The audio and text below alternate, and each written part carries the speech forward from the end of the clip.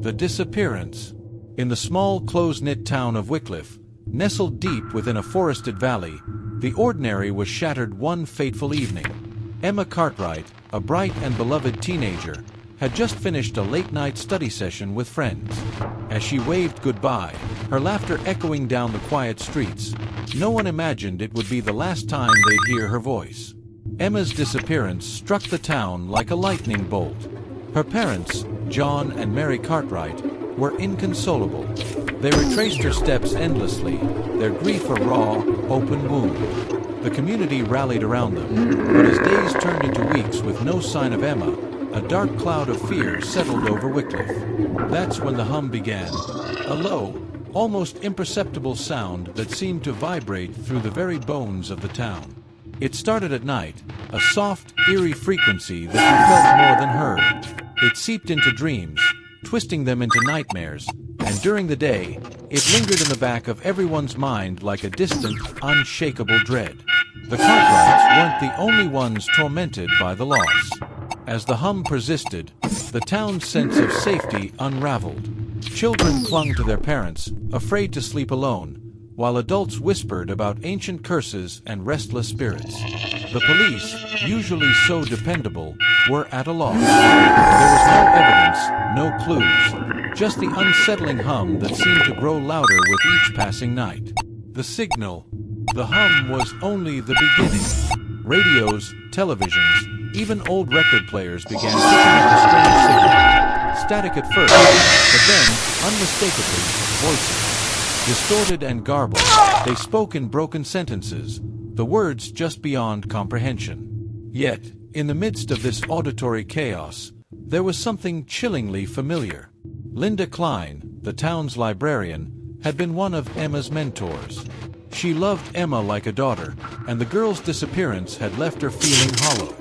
One night, as Linda sat alone in her small, cluttered living room, the hum growing louder, her old radio crackled to life. Among the static and garbled voices, she heard it, a faint, trembling plea for help. "Linda, please, find me." It was Emma. Her voice was weak, filled with terror, but there was no mistaking it. Linda's heart pounded in her chest, a mix of hope and horror.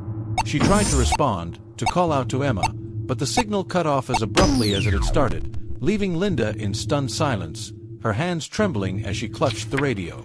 The next day, Linda shared what she'd heard with the Cartwrights and the few others who had also begun to hear the voices. The town was abuzz with the news. Emma was alive, somewhere out there, reaching out through the static. But where? And how? The signal was erratic, appearing on different devices, at different times, always accompanied by that haunting hum. Desperation turned into obsession. The townspeople spent hours each night, tuning their radios, hoping to catch a glimpse of their missing loved ones, because soon, it wasn't just Emma's voice. Others began to hear the voices of those who had disappeared over the years, their pleas filled with sorrow and pain. But no one knew how to help them, how to reach them in whatever limited space they trapped. The expedition. It was Linda who finally convinced a small group to search for the source of the signal. John and Mary, broken by their grief but driven by the hope of finding their daughter, joined her. Alongside them were a few others, friends and neighbors who had also lost loved ones to the mysterious disappearances. The group was bound together by a shared determination and an overwhelming sense of fear. They set out at dawn, the forest looming before them like a living entity. The hum was louder here, pulsating through the air, making it hard to think, hard to breathe. As they ventured deeper, the trees seemed to close in around them, their branches twisting into grotesque shapes, casting long, dark shadows on the forest floor. After hours of searching, they stumbled upon it, a large, rusted tower, hidden deep within the forest, far from any known trails.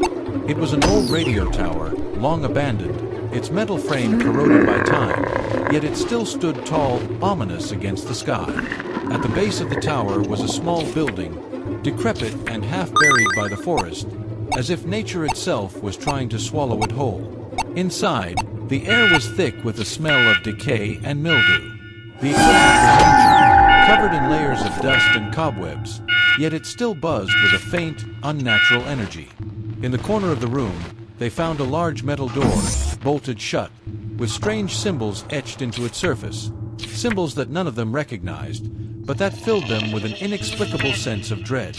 John, his hands shaking, reached out to touch the door. The metal was cold, almost painfully so, and as his fingers brushed the surface, the hum intensified, vibrating through his body. With a deep breath, they pried the door open, revealing a staircase that spiraled down into darkness. The air grew colder as they descended, the hum now a deafening roar in their ears. The truth. At the bottom of the stairs, they entered a vast, underground chamber. The walls were lined with old radio equipment, all still functioning despite the years of neglect. In the center of the room was a large, circular platform, glowing with a faint, otherworldly light. Surrounding the platform were dozens of monitors, each one displaying nothing but static. But the most horrifying sight was the people. The missing townsfolk stood in a circle around the platform, their eyes wide and empty, as if they were sleepwalking. Their bodies were thin, almost skeletal, their skin pale and waxy. They were alive, but barely, their faces frozen in expressions of fear and pain. Mary let out a choked sob as she saw Emma among them. Her daughter, her beautiful, vibrant daughter, now looked like a ghost, a shadow of the girl she once was.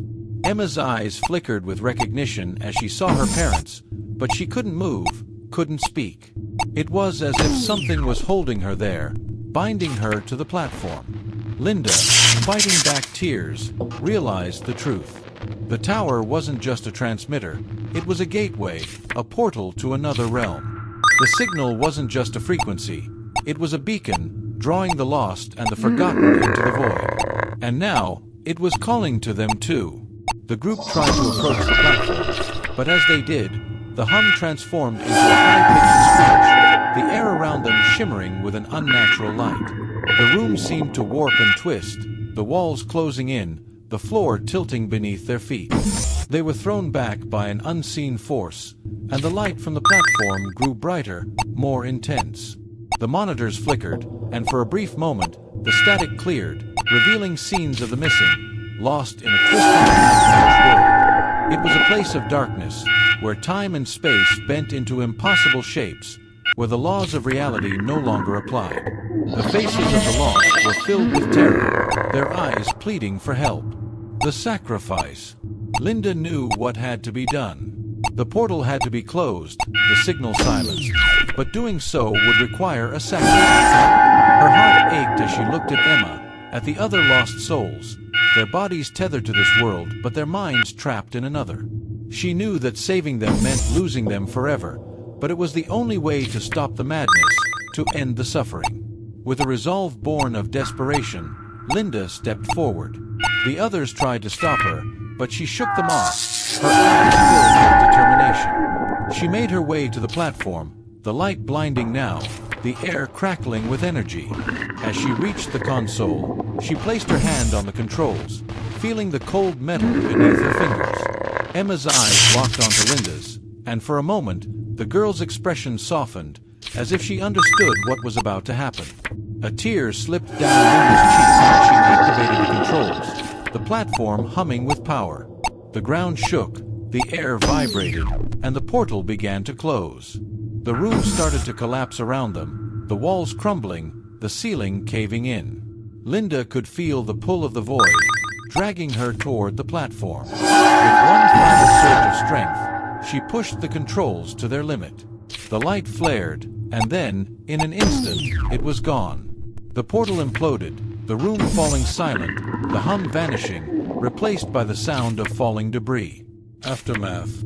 When the dust settled, the group found themselves alone. The platform was gone, the monitors shattered, and the bodies of the missing lay lifeless on the ground. The portal was closed, but the price had been steep.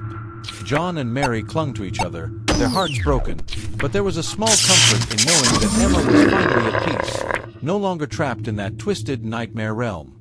The group emerged from the forest, their numbers diminished, their spirits shattered, but alive. The town of Wycliffe was silent when they returned.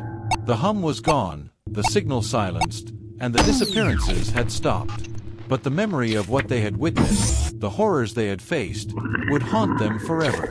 Linda's sacrifice had saved them, but the scars would remain.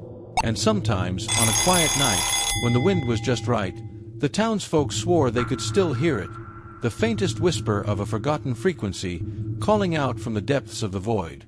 Smash that dark subscribe button and hit the notification bell to catch the next episode of 4 Nights this week.